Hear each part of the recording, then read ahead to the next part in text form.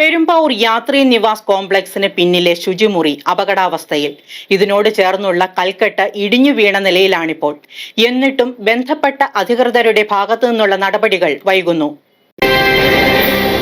പെരുമ്പാവൂർ യാത്രീ നിവാസ് കോംപ്ലക്സിന് പിന്നിലെ ശുചിമുറി നാശോന്മുഖമായിട്ട് നാളുകളായി. ഇപ്പോൾ ഇതിനോട് ചേർന്നുള്ള കൽക്കെട്ട് ഇടിഞ്ഞു വീണ നിലയിലാണ്. യാത്രീ നിവാസ് കോംപ്ലക്സിനും ഈ ശുചിമുറിക്കുമിടയിൽ 2 അടിയോളം വീതിയുള്ള തോടുണ്ട്. ആ കൽക്കെട്ടാണ് തകർന്നു വീണിട്ടുള്ളത്.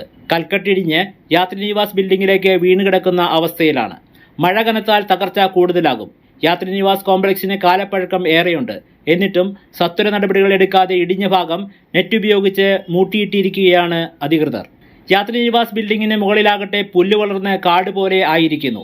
വാട്ടർ ടാങ്ക് സ്ഥാപിച്ചിട്ടുള്ള 3-ാം നിലയുടെ മുകളിലും ആരും തിരിഞ്ഞു നോക്കാനില്ലാത്ത അവസ്ഥ. നിത്യവും 10,000-കണക്കിന് യാത്രികർ വന്നുപോകുന്ന പെരുമ്പാവൂർ യാത്രീ നിവാസ് കെട്ടിടം ശോചനീയാവസ്ഥയിലായിട്ടും ഭരണാധികാരികൾ മൗനം തുടരുന്നതിൽ ആശങ്കയിലാണ് ജനങ്ങൾ. News desk, media city, Perumbavoor.